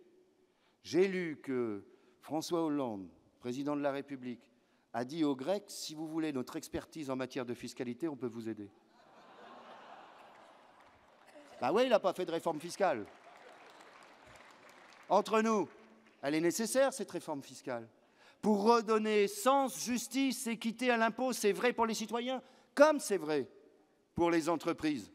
Et que les Grecs doivent faire une réforme fiscale, ça me paraît évident. Hein. Ce serait déjà bien si l'Église payait les impôts et les armateurs aussi. Hein. On ne peut pas taper sur le peuple grec et eux, ils ne payent pas d'impôts. Hein. Mais regardez bien, vu plutôt d'un bon œil le résultat des élections politiques, non pas sur un côté politique, mais enfin, il va peut-être avoir quelqu'un qui va taper du poing sur la table. Vous savez pas si vous avez écouté les médias ce matin. La Banque centrale européenne, elle a décidé de couper le robinet à la Grèce. Ça veut dire que moi, je veux bien tout ce qu'on veut. On ne peut pas, d'un côté, dire il faut respecter le vote des Grecs, mais après, on s'en fout. Tout ce que les anciens gouvernements ont pris comme engagement, il faut qu'ils les tiennent aussi. Mais là, à quoi ça sert de voter? Mais à quoi ça sert de voter? Si on ne peut pas rediscuter, aucune personne en Grèce, enfin en tous les cas, si j'ai bien compris, dans l'actuel gouvernement, demande à sortir de l'euro. Mais vous voyez la pression exercée par la Troïka, la pression exercée par les banques, la pression exercée par M. Draghi. Je le trouvais un peu plus souple que M. Trichet, mais là, j'ai l'impression que c'est Goldman Sachs qui revient, quoi. Pour dire aux Grecs, eh bien, on ne vous prête plus d'argent. On veut les acculer à quoi? C'est acceptable qu'il y ait 25% des Grecs qui n'ont plus de couverture sociale, qui ne peuvent plus se soigner? Un pays de la zone euro? Non, c'est inacceptable, et ça, on ne l'acceptera jamais. Alors, si ça peut conduire, et c'est ce qu'on souhaite, à un vrai débat au niveau européen, parce que nous sommes européens, mais pas cette Europe-là, pas l'Europe du libéralisme et du capitalisme, et nous sommes d'accord avec la quasi-totalité des syndicats européens là-dessus, eh bien, il faut qu'on continue à avancer sur ces questions-là. 2-3 mots sur la régionalisation, mes camarades, les lois de décentralisation, etc., etc. Là encore, passer à 13 régions, avec des découpages, pardonnez-moi, à la mort moelle-neu, hein. Bon. Ce n'est pas toujours une réflexion historique, machin, etc. Ah, un tel, il ne veut pas. Ah, bah tiens, un tel, on va l'emmerder, on va le coller avec l'autre. Enfin bon, il y a tout ça là-dedans. Hein. Une république proche des citoyens, tu parles. 13 big régions, ça va rapprocher les citoyens. Hein. Des départements dont on ne sait toujours pas ce qu'ils vont devenir. Un coup, on les supprime. Un coup, on supprime que le conseil général. Un coup, on supprime le département administratif. Un coup, on dit, bah non, dans les départements ruraux, ils vont en rester. Quand je rencontre aujourd'hui des présidents de conseils généraux, ils ne savent plus où ils en sont. Sauf qu'ils ont des réductions budgétaires et qu'ils se demandent où ils vont faire les coupes. Ça, c'est une réalité. Les salariés trinquent, mais aussi, vous avez, ça a été indiqué hier par plusieurs camarades, les fonds culturels, par exemple. Mise en cause des FRAC et la politique culturelle de l'État financièrement, des régions, des collectivités, bah, c'est un des secteurs où les collectivités territoriales commencent à couper. Donc, s'il y a moins de budget, bah, il y a moins de pièces de théâtre, il y a moins de festivals, etc. Bah oui, donc on sollicite plus l'assurance chômage. Hein. Passage, quand on est intermittent qu'on est au chômage, ce n'est pas un salaire, hein, c'est une indemnisation. Hein. N'oublions pas ce genre de choses. Bon, alors à partir de là, qui va s'occuper demain, je ne sais pas moi, du RSA, des aides sociales, de l'APA qu'assurent les conseils généraux? La région, mais elle n'en veut pas. Hein. La région, elle veut tout faire sauf ça. Hein. Elle veut régionaliser l'emploi, elle veut régionaliser... vous savez, le président de l'ARF, M. Rousset, il n'a jamais gobé de ne pas être ministre de l'Industrie. Donc il veut tout faire au niveau des régions. Voilà, en gros, ça revient à ça. Hein. C'est aussi ça la vie de tous les jours. Donc ça signifie qu'on va vers un éclatement, qu'on va vers des situations différentes d'une région à une autre, qu'on peut aller vers une situation différente. Rappelez-vous le référendum en Alsace, quand les responsables politiques alsaciens disaient bah, « nous, on a la concurrence des Suisses et la concurrence des Allemands ». N'est-ce pas, Yves? Les Suisses. On a la concurrence des Suisses et on a la concurrence des Allemands, donc il faut nous laisser la possibilité d'adapter le Code du travail. Ben, mes camarades, le jour où on adapte le Code du travail, ben, il n'y a plus de Code du travail. Hein. Et le jour où on adapte le Code du travail, ben, il n'y a plus de République et il n'y a plus de République sociale. Donc ça, c'est des choses qu'on ne peut pas accepter, qu'on n'acceptera pas. Et donc on continuera là-dessus. 2, 3 problèmes spécifiques avant de conclure. Alors, il y a camarades qui ont évoqué le contrat avec la G2R que la Confédération a négocié. Je rappelle pourquoi nous avons négocié ça. Tout simplement parce que vous avez beaucoup de salariés dans des TPE qui n'ont pas complémentaire. Et vous avez aussi des camarades retraités, une fois qu'ils quittent leur entreprise, bah, qui se trouvent à devoir payer une complémentaire plein pot, et puis, vu le niveau des retraites, ils ne peuvent pas toujours. Donc on a dit, allez, on va essayer de négocier avec une institution, prévoyance, bah, une couverture spécifique, enfin spécifique, à tarif intéressant pour celles et ceux qui, adhérents FO, veulent en bénéficier. C'est volontaire, bien entendu, il n'y a aucune obligation. Ce contrat-là, il marche et il marche bien. Et après, il y a eu un autre contrat plus collectif, je dirais d'une certaine manière, qui lui aussi a eu du succès en nombre. Quand je dis qu'il marche bien le premier, c'est qu'il est équilibré globalement. Le deuxième, 2000 camarades, enfin adhérents, qui ont adhéré avec 6000 ayants droit. Ben là, écoutez, mes camarades, hein, les compteurs, ils ont explosé. Ça veut dire que ce contrat est en déficit. Contrat qui est en déficit, il ne peut pas fonctionner. Alors qu'est-ce qu'on a fait? On a dit les choses. Pour ceux qui avaient un contrat avant le 31 décembre 2014, 2 possibilités. Ou vous voulez conserver le même taux de cotisation, qui est relativement bas pour ce type de contrat.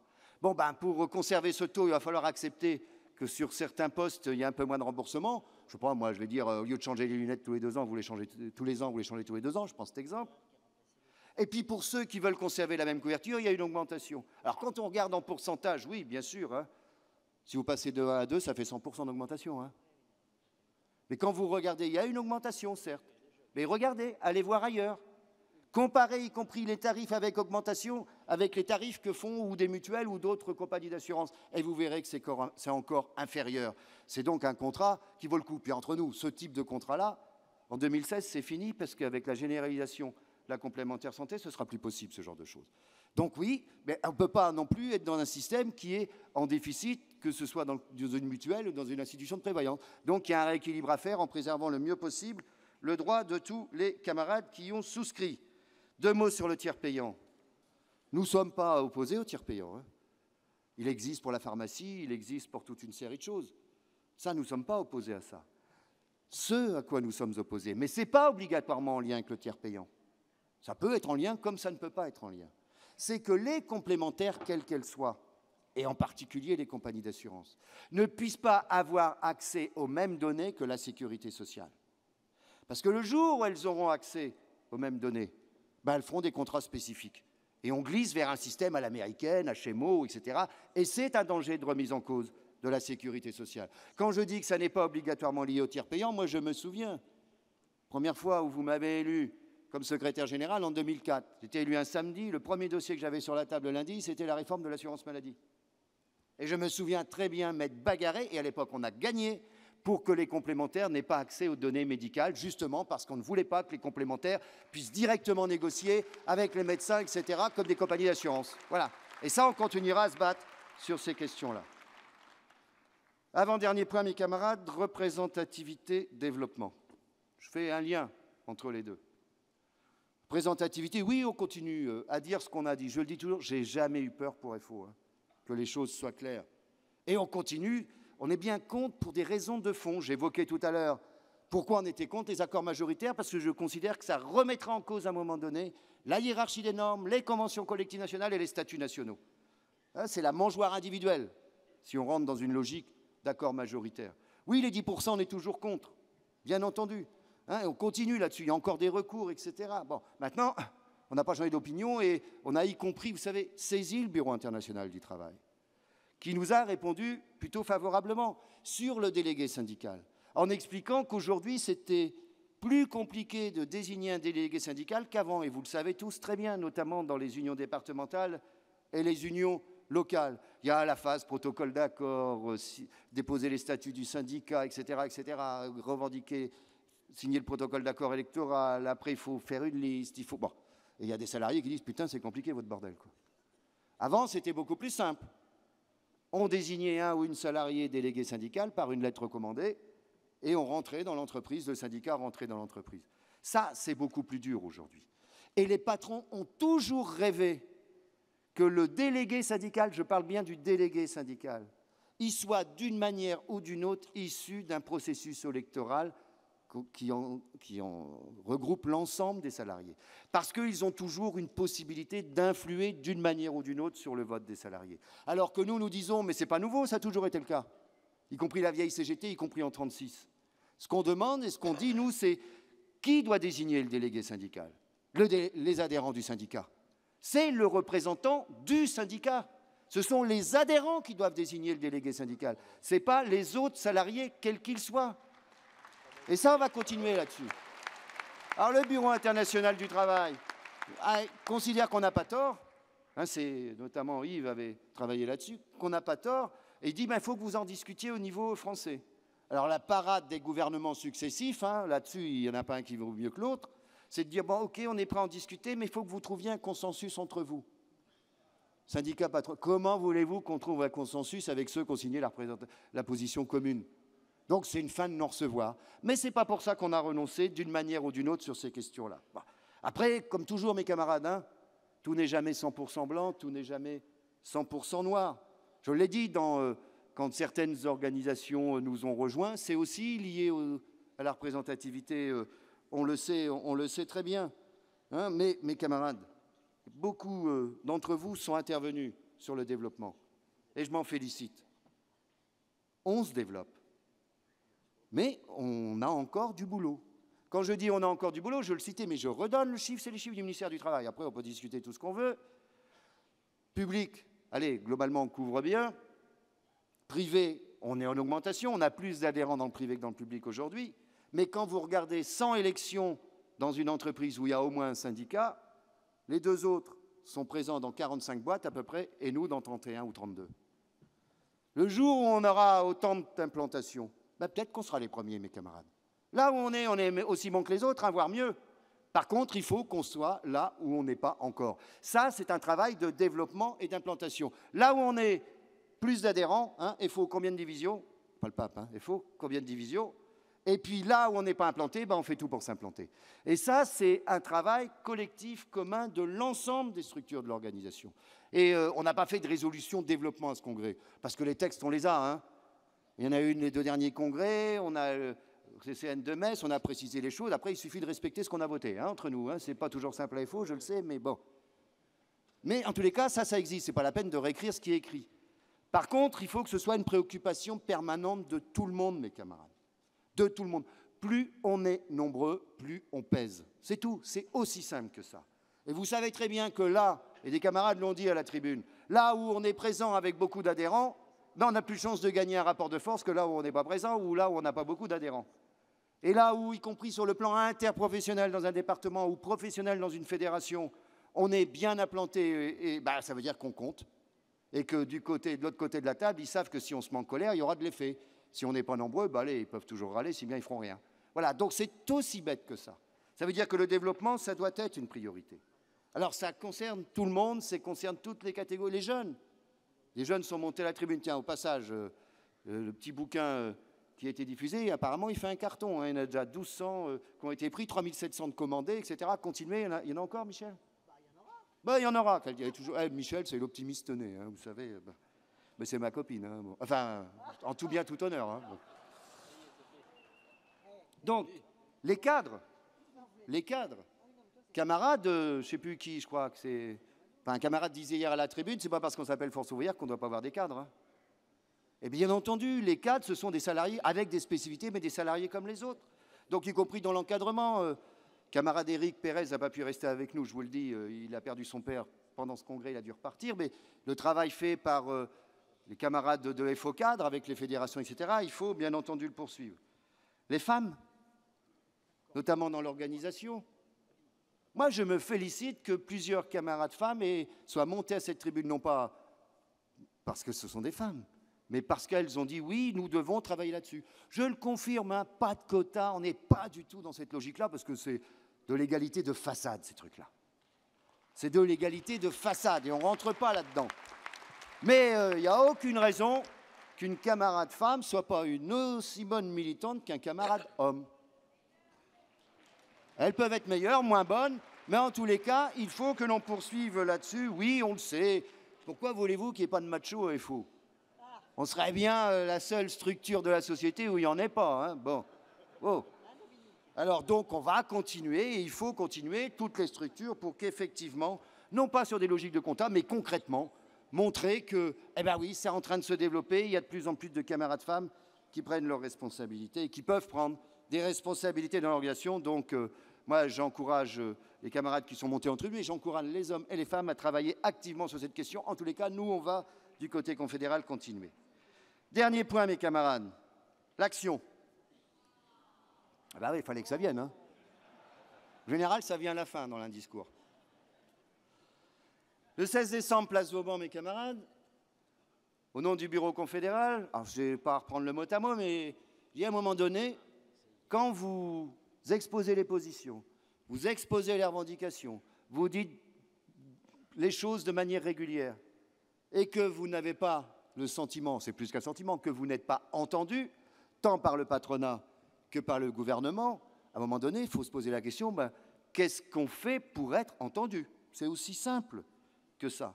Et je le disais, on a aujourd'hui un gouvernement, enfin il n'y a pas qu'aujourd'hui, mais en tous les cas aujourd'hui, on a un gouvernement qui est beaucoup plus sensible aux sirènes du MEDEF, des notaires, des pigeons, des banques, je ne sais quoi, qu'aux revendications et aux ententes des travailleurs. On le vérifie, mes camarades, tous les jours. Vous savez, rappelez-vous, si vous vous souvenez, les élections présidentielles de 2002.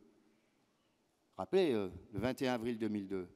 À l'époque, Pierre Mauroy, qu'est-ce qu'il avait dit, Pierre Mauroy, après le résultat des élections? Je pense que la classe ouvrière a été oubliée. Je pense que si, à l'époque, son parti a perdu, c'est parce que nous avons oublié la classe ouvrière. On a considéré qu'elle n'existait plus. Eh bien non, mes camarades, elle existe. Et la classe ouvrière, elle a des revendications. La classe ouvrière, elle a des attentes. Et c'est à nous, notamment, de les exprimer. Ça fait combien de temps qu'on explique que l'austérité, c'est triplement suicidaire? Que c'est suicidaire socialement? Remise en cause de droit, ici ou là, à des degrés divers. Hein. On n'est pas en Grèce, ni en Espagne, mais on est dans une logique d'austérité. Que c'est suicidaire économiquement. Croissance zéro, une dette publique qui continue à augmenter. C'était fait pour réduire la dette, l'austérité. Bah tiens, raté, hein, elle continue à augmenter. Et que c'est suicidaire ou ça finira par l'être démocratiquement. Rappelez-vous les élections européennes. Qu'est-ce qu'on a pu constater? On a constaté que dans les pays européens, partout plus ou moins, vous avez eu la montée de mouvements que je qualifie, moi, de rejet de l'autre.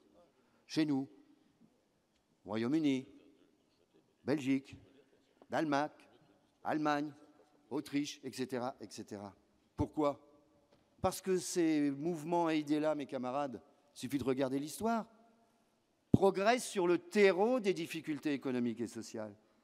Ils utilisent la misère pour progresser. Alors, comment on lutte contre ça? Il n'y a que 2 pays où il n'y a pas eu ça. Hein, l'Espagne et le Portugal. Ça ne veut pas dire que les gens étaient contents. Hein, sauf qu'il y a 30 ans ou 40 ans, ces pays, c'était encore des dictatures. Et les gens s'en souviennent. Il faut bien avoir ça en tête. Alors, comment on lutte efficacement comme ça? Ce n'est pas en faisant une déclaration, ce n'est pas en faisant un meeting. Et ce n'est pas à coup de temps en temps, parce qu'on a peur pour ses fesses, on dit qu'il faut parler du Front républicain. Il faut arrêter ce genre de choses. Si on veut effectivement combattre ces idées-là, mes camarades, eh bien c'est l'austérité qu'il faut combattre, tant au niveau national qu'au niveau européen et international. À partir de là, nous sommes une confédération. On n'est pas un syndicat autonome, hein, ou on n'est pas une association de pêcheurs à la ligne. On est une confédération. Donc ça nous confère des responsabilités particulières. L'objectif, ce n'est pas de se faire plaisir du haut d'une tribune, hein. Franchement, ce n'est pas ça l'objet. Mais quand on n'est pas entendu par une manif, quand on n'est pas entendu, quand on fait une ou deux manifs, c'est quoi la question qu'il faut se poser? On fait une journée de grève ou on ne fait pas une journée de grève? Pensez pas un seul instant que si une manif ça ne marche pas, une pétition ça va marcher, hein. Ou même s'il faut utiliser les réseaux sociaux, ce n'est pas avec les réseaux sociaux qu'on va faire reculer un gouvernement, hein. Donc la question qui est posée, que nous avons posée dès le 16 décembre en termes de questions, c'est si l'on veut effectivement faire bouger le gouvernement et le patronat, ben, il faut passer une étape supérieure par rapport à une manif. Camarades, c'est quoi l'étape supérieure? Ben oui, ça a été évoqué, c'est une journée de grève, mes camarades. Et avant de se poser la suite, il faut déjà la réussir, hein. Chaque chose en son temps. Mais au moins une journée de grève interprofessionnelle. C'est vrai que quand il y a des problèmes dans une boîte, un secteur, etc., il y a des grèves. C'est vrai que ce n'est pas aussi évident que ça, on n'est pas des oiseaux, hein, comme je dis. Problème de pouvoir d'achat, il va falloir faire peut-être un mouvement costaud si l'on veut effectivement faire plier, tout ça c'est légitime comme question. Mais je dis bien, on est une confédération. Et à partir de là, on a une responsabilité particulière. Et aujourd'hui, il faut que l'on marque notre détermination, mes camarades, qu'on marque notre détermination pour prendre la décision sur une action de ce type, sur une action de journée de grève. Il ne s'agit pas aujourd'hui ou demain d'arrêter la date et les modalités, parce que là encore, si l'on veut que ce soit efficace, il faut qu'on essaie de la faire dans une action commune avec ceux et les autres associations qui partageront l'essentiel des revendications. Et quand on veut faire une action commune, on met les conditions d'une action commune. Et on ne peut pas arrêter avant la date et les modalités, etc. Sinon, les autres vont dire à juste titre, bah, attendez, si vous vous décidez tout seul, pourquoi voulez-vous qu'on vienne? Donc ça fera partie des discussions.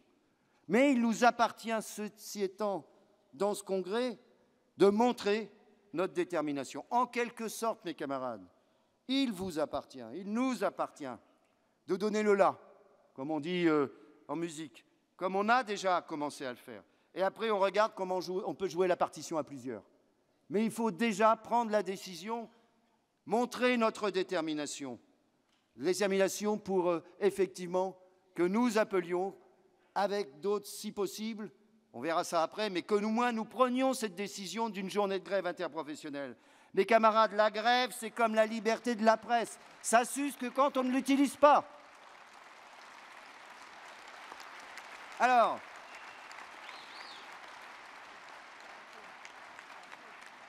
vous êtes près de 3000 délégués. Rien que ça, c'est une force en tant que telle. Et je dis bien, il ne s'agit pas de se complaire dans des effets de tribune, etc. Il faut dépasser ce genre de choses. Il s'agit concrètement de mettre en œuvre les actions et les formes d'action qui nous apparaissent nécessaires et indispensables pour obtenir satisfaction. Si le Congrès décide du principe de ça, alors je considère que c'est un engagement non seulement des 3000 délégués, mais de l'ensemble de l'organisation. Il est de notre rôle de confédération libre et indépendante de donner de la visibilité aux travailleurs, de leur redonner confiance. On peut gagner, mes camarades, et on doit gagner sur ce genre de choses. Et la confiance, ça passe par l'action collective, à même de satisfaire les droits individuels. Alors oui, nous avons une responsabilité particulière, et oui, nous n'avons pas le droit de nous dérober. Je vous remercie, mes camarades.